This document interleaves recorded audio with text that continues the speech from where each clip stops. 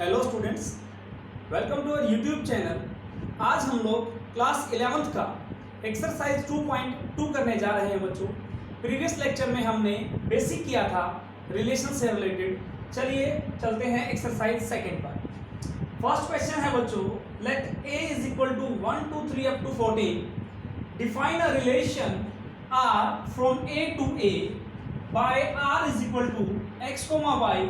Relation के अंदर बच्चों ऑर्डर्ड पेयर टाइप के एलिमेंट्स आते हैं। Condition is that 3x minus y is equal to 0 and x, y belongs to set A।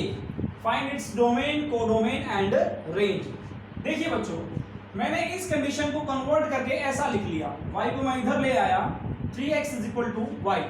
तो अब जो रिलेशन है उसके अंदर क्या क्या ऑर्डर्ड पेयर बनेंगे, हम x का वैल्यू रखते जाएंगे, y का वैल्यू हमें मिलता जाएगा। जैसे ही आपने रखा x को 1 तो y का वैल्यू मिला 3, x को रखा 2 तो y का वैल्यू मिला 6, x को रखा 3 तो y का वैल्यू मिला 9 और x को रखा 4 तो y का वैल्यू मिला आपको 12। लेकिन जैसे ही आप x का वैल्यू 5 रखते हो, क्योंकि x तो हम यहाँ से ऑप्ट करना है हमें, तो y का वैल्यू 15 आ जाता है बच्चों। और x और y दोनों ही सेट A में बिलोंग करते हैं, तो A में तो अपने पास 15 नाम का कोई एलिमेंट है ही नहीं, इसलिए जो ये वाला ऑर्डर्ड पेयर है नहीं आएगा। तो यहीं तक बन गया आपका रिलेशन। ठीक है बच्चों, अब बात करता है उसके डोमेन, कोडोमेन और रेंज की। डोमेन देखिए बच्चों, डोमेन आपको पता है जो रिलेशन बनता है उसमें जो फर्स्ट कंपोनेंट होते हैं वो कहलाते हैं डोमेन। 1 2 3 4, 1 2 3 4। कोडोमेन होता है बच्चों सेकंड वाला सेट पूरा का पूरा। तो रिलेशन A से A में है, R जो रिलेशन था वो A सेट से A सेट में है, तो ये क्या हो गया बच्चों इसका कोडोमेन। तो कोडोमेन की वैल्यू वही आपका पूरा का पूरा सेट अप टू 14। बात करते हैं बच्चों रेंज की। रेंज क्या होता है बच्चों, जो रिलेशन बना उसमें ऑर्डर्ड पेयर के जो सेकंड एलिमेंट है, सेकंड एलिमेंट ये रहा बच्चों आपका, तो रेंज हो गया आपका 3 6 9 एंड 12। ये हो गया आपका डोमेन, ये आपका कोडोमेन, ये रेंज। नेक्स्ट क्वेश्चन के लिए चलते हैं स्टूडेंट्स।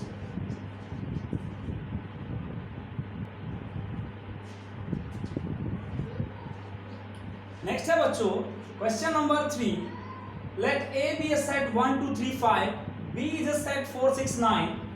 एक रिलेशन डिफाइन कर रखा है बच्चों सेट A से B में कि उसमें x, y टाइप के ऑर्डर्ड पेयर आएंगे and difference between x and y is odd. भाई जो रिलेशन है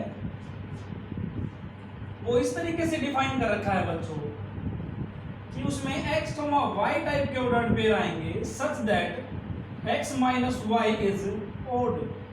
x और y के बीच का डिफरेंस x माइनस y या फिर y माइनस x जो भी है वो क्या आएगा, ओड आएगा। और x बिलोंग करेगा आपका सेट A से और y बिलोंग करेगा आपका सेट B से। ठीक है, चलिए बच्चों कहता है इसको रोस्टर फॉर्म में लिखिए। रोस्टर फॉर्म का मतलब क्या है बच्चों, हमें इसको लिखना है ऑर्डर्ड पेयर बना के। रोस्टर फॉर्म कौन सी थी बच्चों, ऑर्डर्ड पेयर के बीच में हम लोग कोमा लगा देते हैं, वो होती है आपकी रोस्टर फॉर्म। चलिए बच्चों देखते हैं।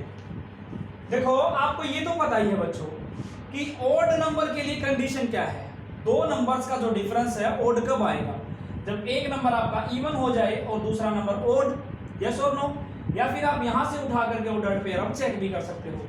1 का अब एक बात और बच्चों, रिलेशन जो है हमारा वो A से B में है, यानी कि जो पहला एलिमेंट आएगा वो आपका A से लेना है और दूसरा आपको B से लेना है। अब 1 4 देखिए 1 माइनस 4 करेंगे तो -3 जो कि ओड नंबर हो गया।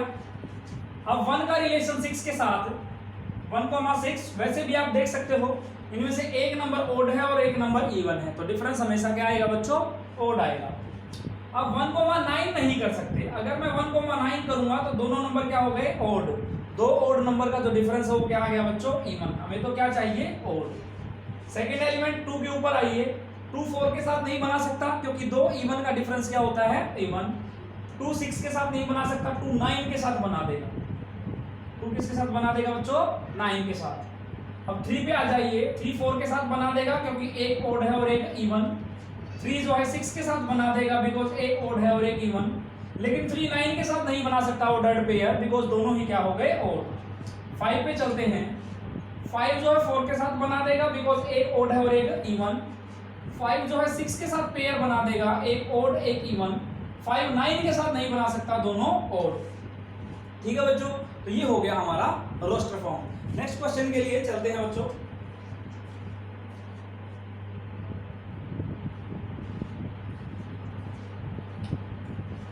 नेक्स्ट है बच्चों क्वेश्चन नंबर 4। एक रिलेशन दे रखा है क्वेश्चन के अंदर P सेट से Q सेट में।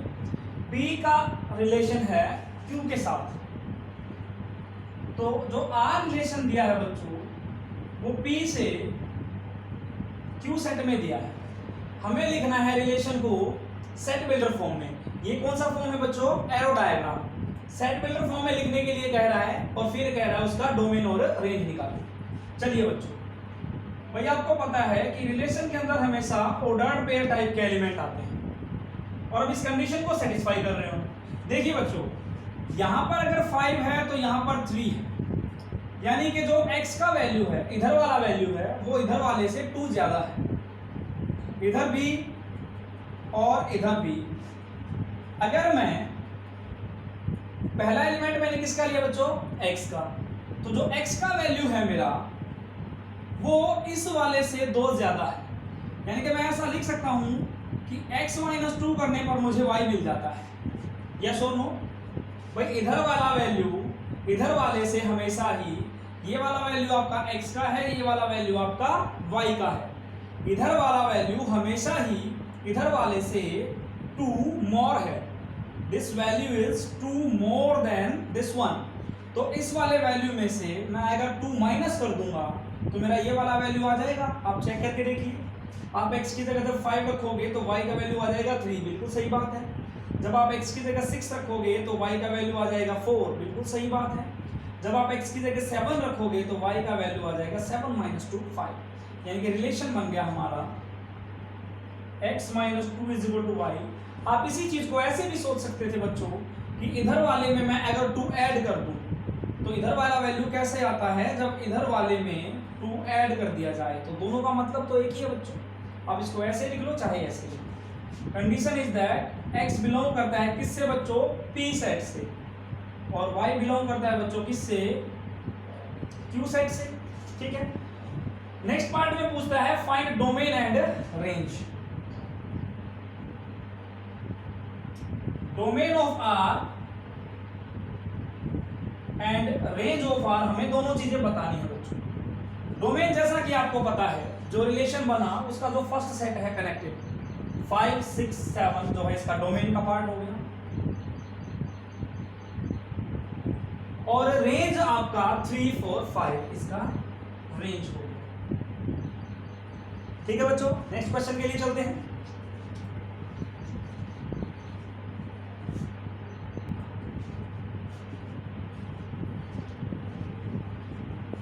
Next students, question number 5.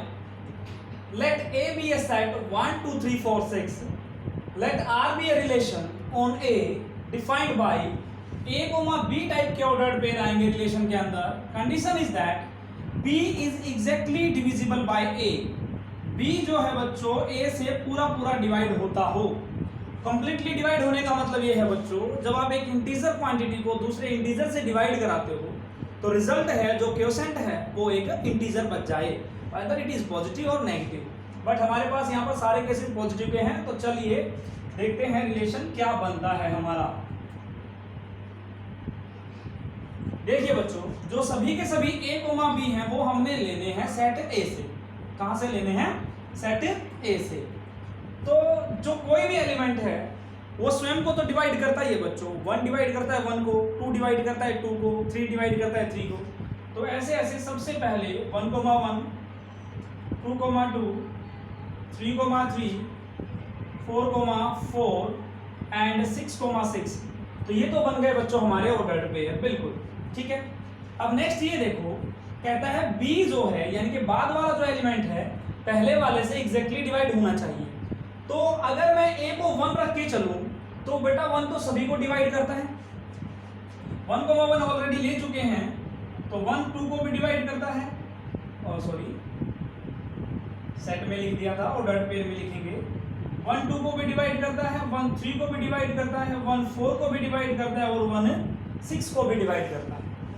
ठीक है बच्चों, तो ये हमने बनाया a को 1 रखते हुए। अब अगर हम a को 2 सोच लें तो 2 देखो किस किस को डिवाइड करता है, 2 2 को डिवाइड करता है, जो कि हम ऑलरेडी ले चुके हैं। अब 2 4 को भी डिवाइड करता है और 2 6 को भी डिवाइड करता है। 2 जो है 4 को डिवाइड करता है और 2 6 को डिवाइड करता है। तो 2 का रोल खत्म। अब 3 पर अगर आए तो 3 3 को डिवाइड करता है, जो कि ले चुके हैं, तो 3 6 को भी डिवाइड करता है। 3 जो है 6 को भी डिवाइड करता है। 4 पे अगर बात आए तो 4 डिवाइड करता है 4 को, जो कि हम ले चुके हैं। अब 4 के बाद 6 का कोई सिस्टम बनता नहीं है, 6 डिवाइड करता है 6 को, वो हम ले चुके हैं। तो ये बन गया बच्चों हमारा रिलेशन, ठीक है, जिसके अंदर यही ऑर्डर्ड पेयर आपके आने वाले हैं। अब इसमें पूछता है बच्चों क्वेश्चन में आगे कि इसका डोमेन और रेंज बताइए। देखो बच्चों, अगर डोमेन ऑफ आर की बात करें तो डोमेन होता है, आपने जो रिलेशन बनाए उसके अंदर देखो फर्स्ट कंपोनेंट 1 2 3 4 6 सभी आ चुके हैं।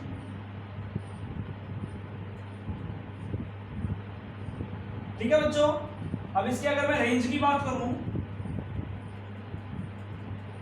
तो रेंज होता है बच्चों रिलेशन में सेकंड ऑर्डर्ड पेयर का सेकंड कंपोनेंट, जो कि आपका सेम यही बनेगा। अगर आप देखते हो 1 2 3 4 6, देखिए 1 2 3 4 6 सभी आ चुके हैं। नेक्स्ट क्वेश्चन के लिए चलते हैं बच्चों।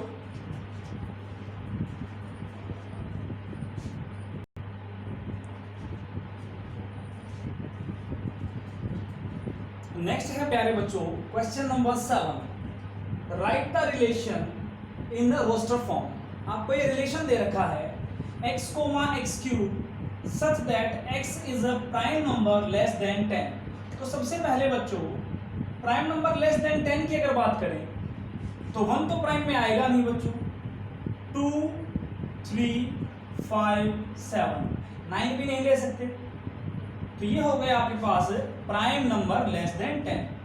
अब रिलेशन जो है उसके अंदर ऑर्डर्ड पेयर कुछ इस प्रकार से है, x, x क्यूब, जो पहला एलिमेंट है वो यहां से हमने x पुट किया और दूसरा एलिमेंट हो जाएगा बच्चों उसी का क्यूब, x का क्यूब। तो कहता है इसको रोस्टर फॉर्म में लिखिए। तो रोस्टर फॉर्म क्या होती है बच्चों, हम ऑर्डर्ड पेयर को कोमा लगा करके सेपरेट फॉर्म में लिख देते हैं। सबसे पहले आप x का वैल्यू रखेंगे 2, तो यहां पर देखो बच्चों, यहां पर रखा आपने x की जगह 2, तो इधर बनेगा 2 का क्यूब। 2 का क्यूब कितना बच्चों 8। नेक्स्ट आपने रखा x की जगह 3, तो 3 का क्यूब हो गया बच्चों 27। नेक्स्ट रखा आपने 5, तो 5 का क्यूब हो गया बच्चों 125। जैसे ही आपने रखा 7, तो ये बना आई थिंक 343। ये 49 मल्टीप्लाई बाय 7, बिल्कुल 343। तो ये बन गया बच्चों आपका रिलेशन इन रोस्टर फॉर्म। इसी में अगर आगे आपसे पूछे कि आप इसका डोमेन निकालिए, रेंज निकालिए, तो बच्चों प्रीवियस क्वेश्चंस में आपको बहुत डिटेल में करवाया है कि रिलेशन बनने के बाद डोमेन, रेंज और कोडोमेन कैसे फाइंड आउट किया जाता है। चलिए बच्चों चलते हैं नेक्स्ट क्वेश्चन, क्वेश्चन नंबर 8 के लिए। अच्छा क्वेश्चन है, इंपॉर्टेंट क्वेश्चन है, बेसिक को कवर करते हुए। ए हमने कोई सेट लिया एक्स वाई सेट, तो आप देखिए ए के अंदर नंबर ऑफ एलिमेंट्स कितने हैं, एन ऑफ ए हो गया बच्चों 3। बी के अंदर नंबर ऑफ एलिमेंट्स हैं 2। कहता है find number of relations from A to B. तो बच्चों आपको ध्यान होगा, अगर मैं इन एलिमेंट्स को m मान लूं और इन एलिमेंट्स को मैं n मान लूं, तो total number of relations, total number of relations वो होता था बच्चों 2 raise to power m into n। तो यहां पर m का वैल्यू है 3 और n का वैल्यू है 2, तो 2 raise to power 3 into 2 that is 2 raise to power 6। और ये होता है बच्चों आपका 64। तो ओवरऑल इसके अंदर A to B जो रिलेशंस बनेंगे वो 64 रिलेशंस बनेंगे। नेक्स्ट क्वेश्चन के लिए चलते हैं बच्चों।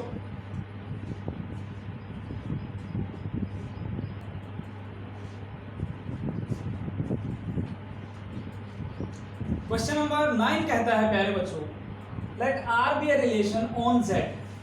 Z पर एक रिलेशन डिफाइन कर रखा है और बच्चों जो Z है वो है सेट ऑफ इंटीजर्स, यानी कि इंटीजर्स के सेट के ऊपर एक रिलेशन डिफाइन किया सच दैट रिलेशन के अंदर A, B टाइप के ऑर्डर्ड पेयर आएंगे satisfying the condition A minus B is integer. और देखो बच्चों A B कहां से होनी चाहिए, Z से, यानी कि इंटीजर से। तो हमें बताना है इसका डोमेन ऑफ R और रेंज ऑफ R, ये दोनों हमें फाइंड आउट करना है।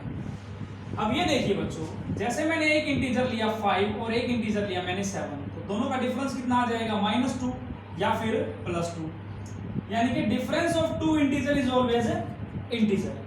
कोई भी दो इंटीजर ले लो आप, एक आपने -5 लिया, एक -7 ले लिया, तो भी क्या बनेगा, दोनों का डिफरेंस लेंगे तो या तो +2 आएगा या फिर से -2 आएगा। यस और नो? यानी कि हम देख सकते हैं बच्चों, difference of 2 integer is always an integer, यानी कि हम A का कोई भी वैल्यू रखें इंटीजर सेट से रखेंगे, B का कोई भी वैल्यू रखें इंटीजर सेट से रखेंगे, क्योंकि उन दोनों का जो डिफरेंस है भाई, यहां पर आने के लिए कंडीशन क्या है, दोनों का डिफरेंस क्या होना चाहिए, इंटीजर। और जब भी हम दो इंटीजर, यहां पर कोई भी दो इंटीजर रखेंगे, वेदर दे आर पॉजिटिव और नेगेटिव डजंट मैटर, दो इंटीजर रखते ही उनका डिफरेंस हमेशा क्या आएगा, एक इंटीजर। यानी कि जो आपका जो रिलेशन बनेगा उसमें जो फर्स्ट सेट रहेगा वो भी एक इंटीजर और सेकंड सेट रहेगा वो भी एक इंटीजर। तो डोमेन क्या होता है बच्चों, फर्स्ट सेट, यानी कि क्या हो गया, set of integers that is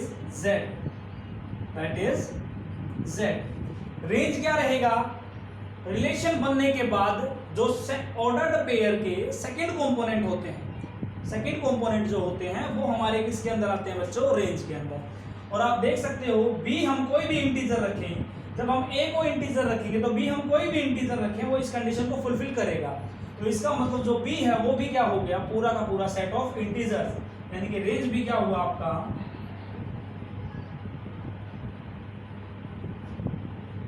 set of integers that is Z। ये था बच्चों आपका क्वेश्चन नंबर 9। इसी के साथ आपका एक्सरसाइज कंप्लीट हो गया है। Thank you students.